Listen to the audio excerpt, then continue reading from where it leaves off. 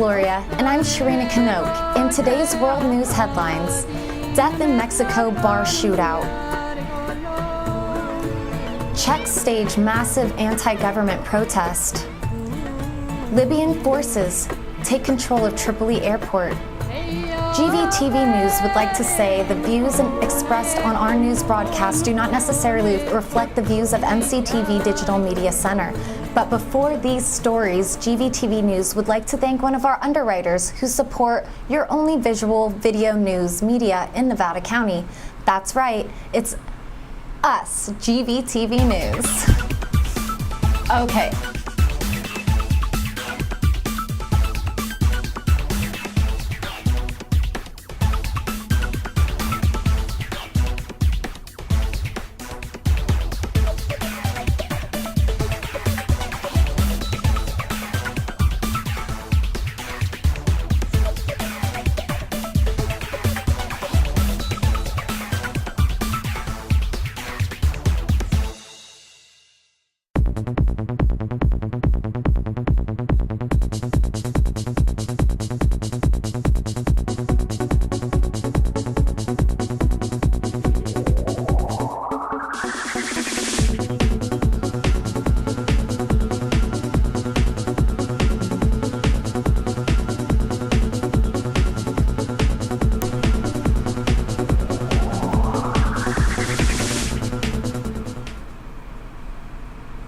In today's first world news story, 15 people have been killed and at least one seriously wounded in a suspected drug-related shootout in a bar in northern Mexico, a region that has been brutalized by fighting between criminal gangs. The local attorney general's office said in a statement on Saturday that the armed men entered the bar in Chihuahua, the capital of Mexico, and opened fire on a group of people inside a suspected drug-related dealing. The deceased included 2 journalists, the office said. They have been identified as Hector Javier Sanles Aguar and Javier Montoya Manzo, who were journalists from the city of Chihuahua and many years ago at a radio station, a source from Chihuahua State Attorney's Office told AFP News Agency. Witnesses said that in the attack on Friday night, about 7 heavily armed men burst into the bar called La Cordada and demanded to know the whereabouts of 2 or 3 other men. After getting no response, they opened fire indiscriminately, police said.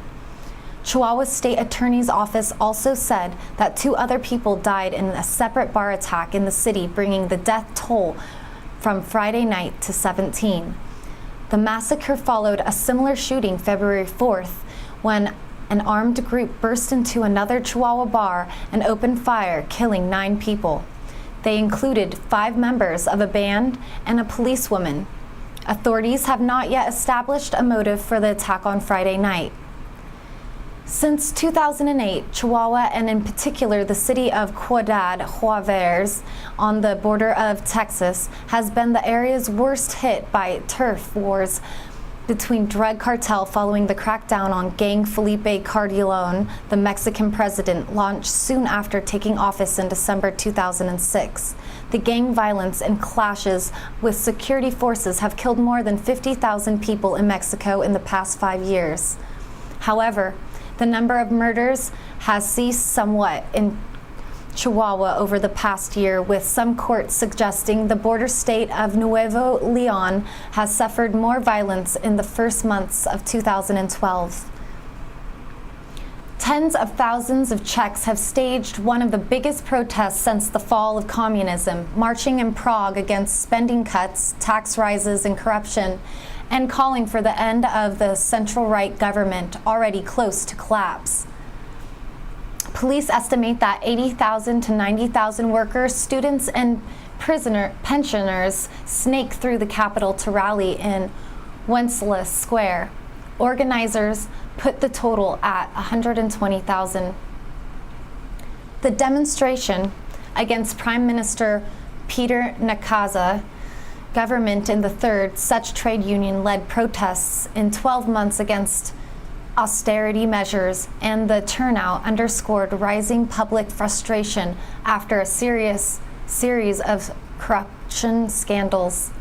The latest political turmoil was triggered by the defection of Carolina Peake, the deputy prime minister, and her allies from the scandal-ridden junior ruling party Public Affairs.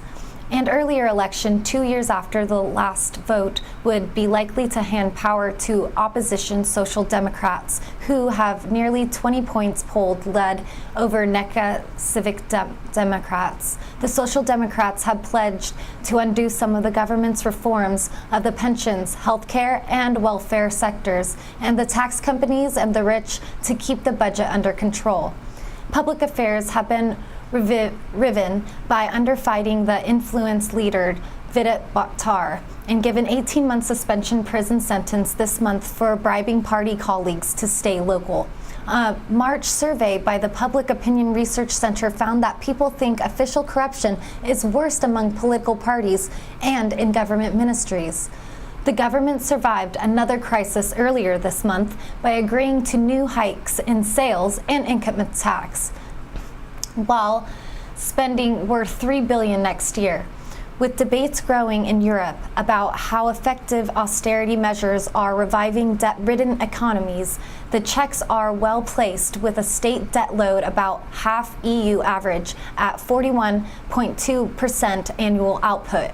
However, austerity and reform have hit domestic corruption, and unemployment hovers around 8.9%.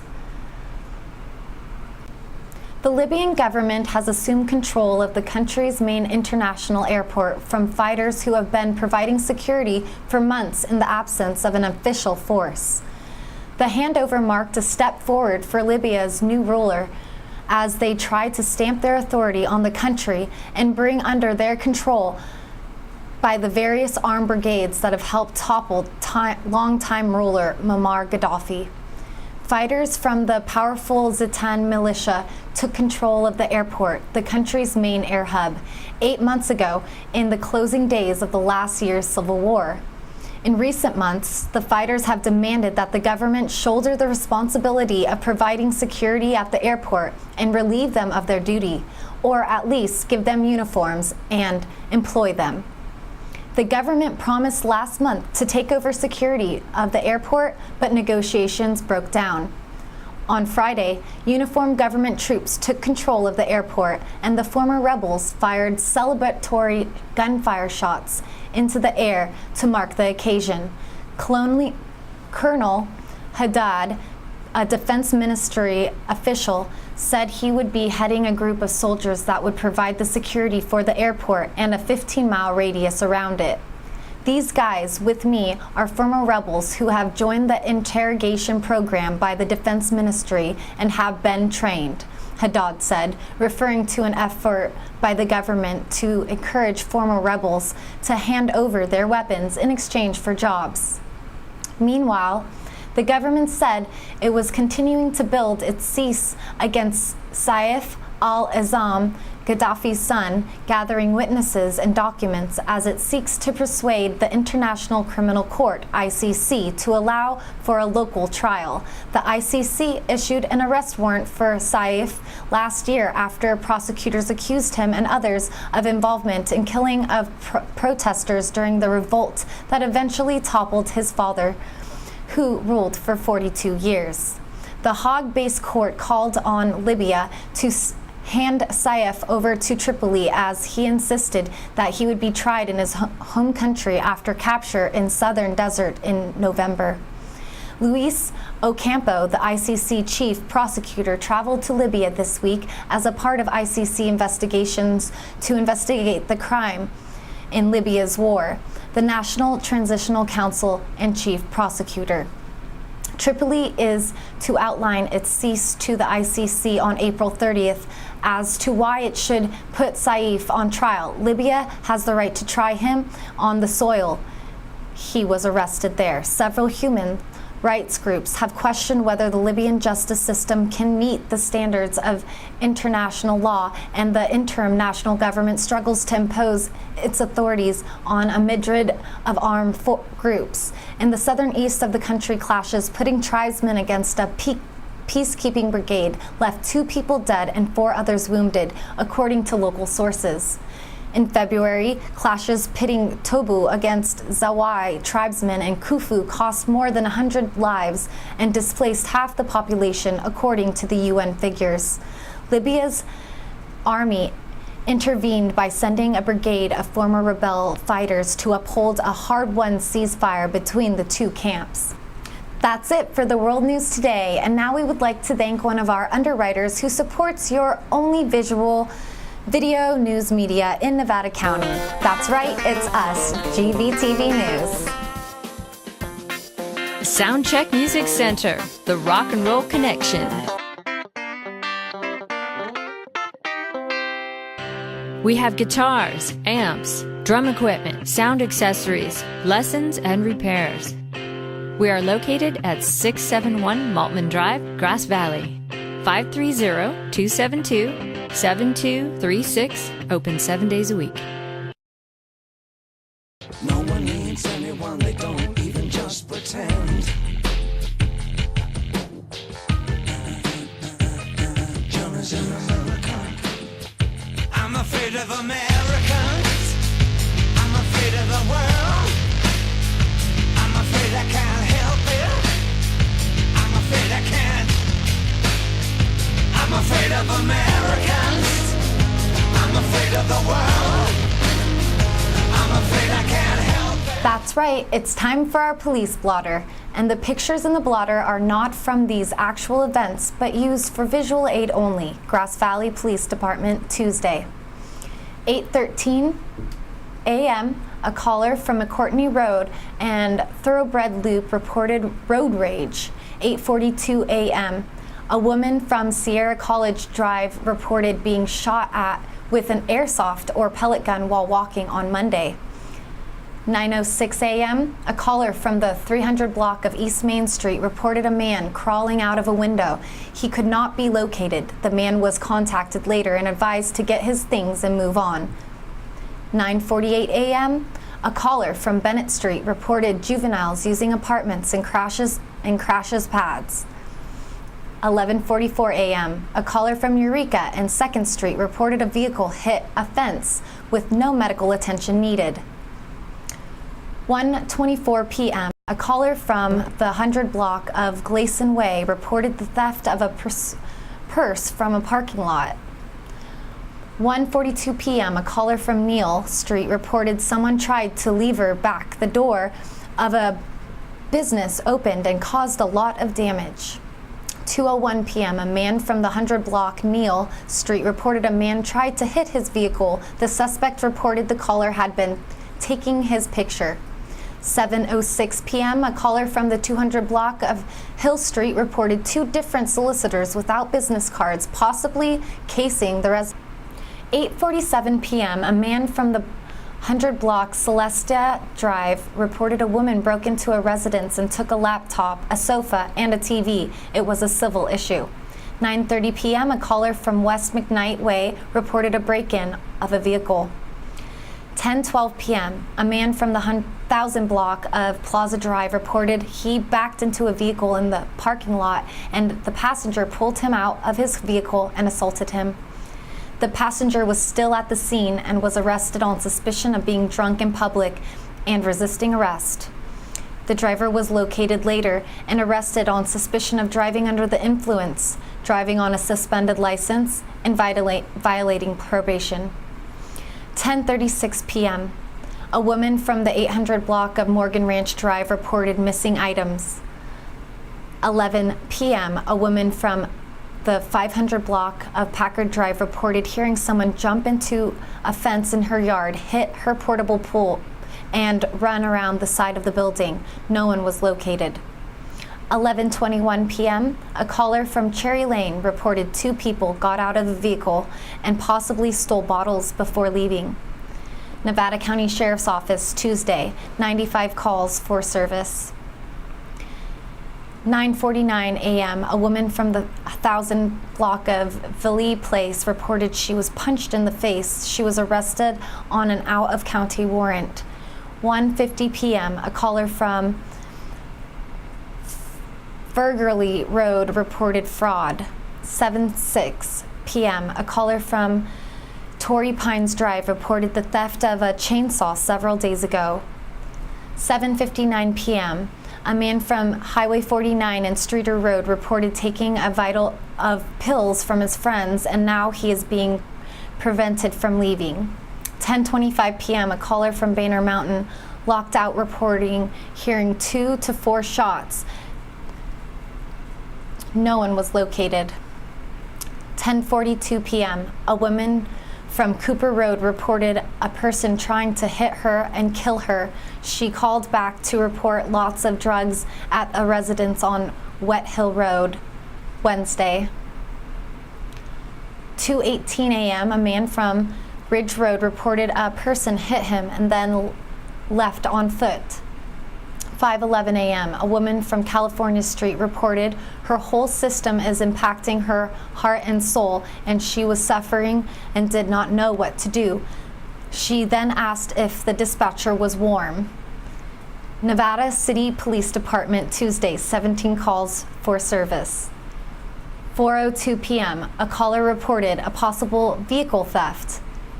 6:56 p.m., a caller from Union and Broad Street reports a person inside the teepee throwing rocks. The person had been throwing rocks in a puddle.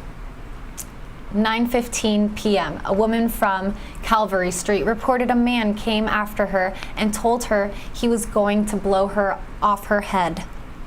10:19, a caller from Cottage Street reported a man running through yards, yelling with a flashlight. He could not be located.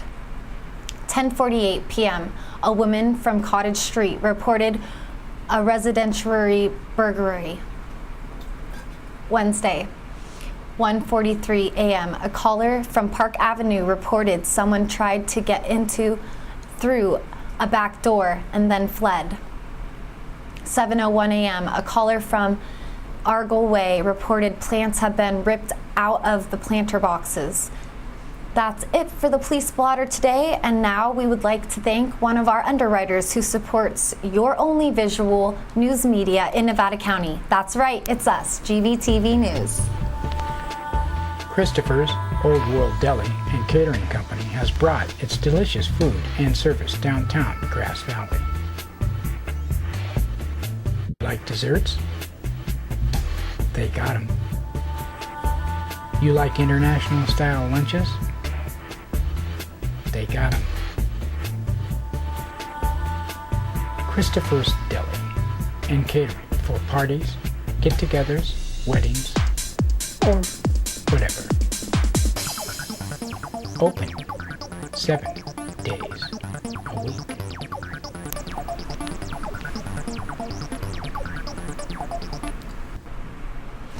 In local news headlines, Grass Valley man sentenced in Chico homicide. Deputy awarded Medal of Valor. Alleged pot growers plead not guilty. In today's first local story, a Grass Valley man must serve at least 50 years in state prison for a January 2010 shooting dead in Chico. Butte County Superior Court Judge Kristen Lucina sentenced Travis Michael Ortiz for first-degree murder and several firearm enhancements, including intentional firing a gun causing death.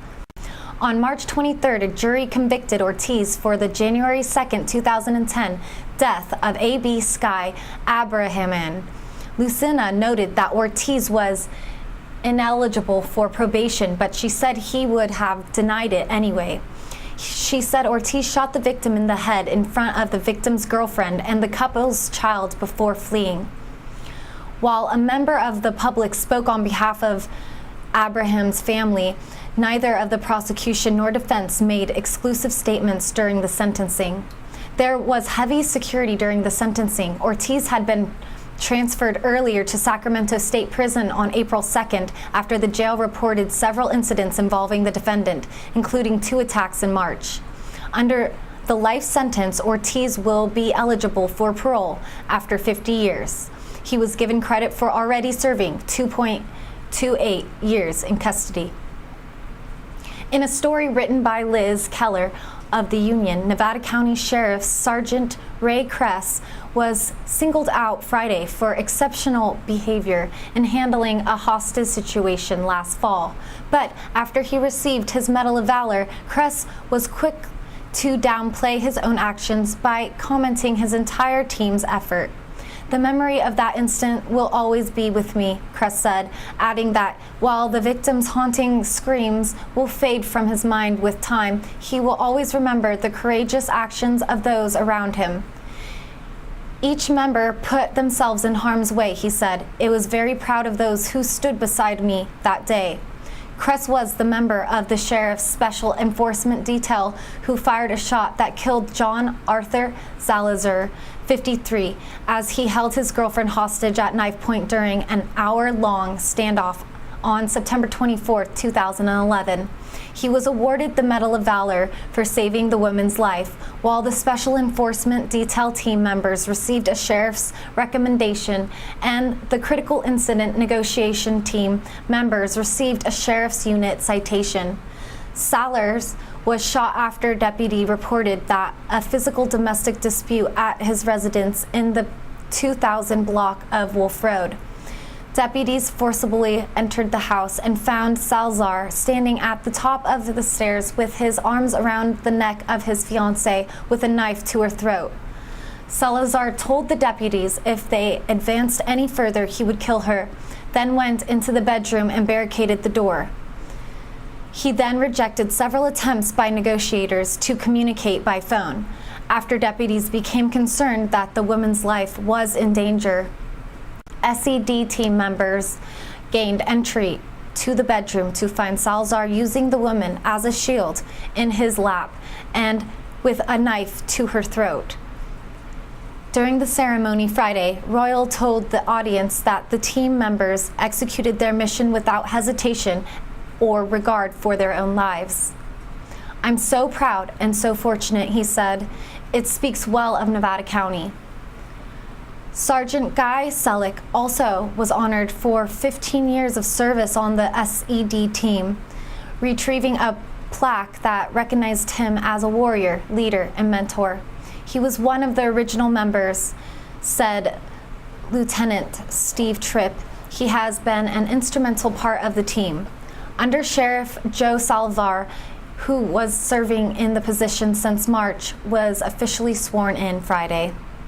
"Hopefully you're going to be around a long time," Royal told him, adding that Salazar had been doing an outstanding job. Salazar had been with the sheriff's office for the last 19 years. He started as a reserve deputy in Yuba County in 1992, then moved to Nevada County and went on to perform various functions with the department. "I don't have much to say," Salazar said. "It's still sinking in. It's still a little surreal." In another Liz Keller story, 3 Lake of the Pines residents have pleaded not guilty to pot growing and sales charges in connection with a November arrest in which authorities seized at least 135 pounds of processed marijuana. Nevada County Narcotics Task Force members have served search warrants on 2 residents in the Lake of the Pines and on 40-acre parcel in South County, all owned by John Van Linden. Narcotic officers allegedly found 2 marijuana gardens, each with 38 plants that have already been processed, and about 60 pounds of processed marijuana at the vacant parcel, as well as several firearms. Officers reportedly found 15 pounds of processed marijuana at one of the residents and the other 60 pounds at the other. Angie Dennis Walt allegedly was trimming marijuana at the residence while they arrived. Her husband, Robert Dale Wilbert, 51, allegedly also was working with Vanillable and processed the pot. All 3 defendants in the case appeared in Nevada County Superior Court Thursday, where they faced charges of unlawful cultivation of marijuana, possession of marijuana for sales, and criminal conspiracy. Valided had previously entered a not guilty plea, and the Wilberts followed suit. They next will be in court May 24th for a felony conference. In other court news, a Nevada County man's sentencing on a pot-growing conviction was postponed after he retained a new attorney and indicted a motion for a new trial might be filed. Eric Engstrom was found guilty in March 2010 of unlawful growing marijuana, but acquitted of possessing marijuana for sales in a split decision by the jury. The verdict had been set aside but was subsequently successfully appealed by the district attorney's office at the appealed level. Nevada County Narcotics Task Force members have found a cultivation setup with about 80 plants and 2.5 pounds of budding during February 20th, 2009 search of Engstrom's Cascade Shores home. The amount of marijuana found and the potential yields of Engstrom's hydroponic garden factored into the jury's decision, and the Superior Court Judge Candace decided to grant a new trial. Jurors said expert witness testimonies from a cannabis consultant on the potential yield of Engstrom's grow was incorrect, so they used their own calculations. Engstrom was to be sentenced Thursday, but now will return to court June 19th. That's it for the local news today, and now we would like to thank the union, but we will Amy Goodman, Redders, Associated Press, and others for sourcing of our news, and you for watching. You can watch us broadcast on Comcast Cable NCTV Channel 11 in Nevada County, 8 o'clock a.m., 3 o'clock p.m., and 7:30 p.m. Monday through Friday, also on Suddenlink. We also are streaming on the internet at NCTV's Digital Media Center website at www.nevadacountytv.org and www.GVTV.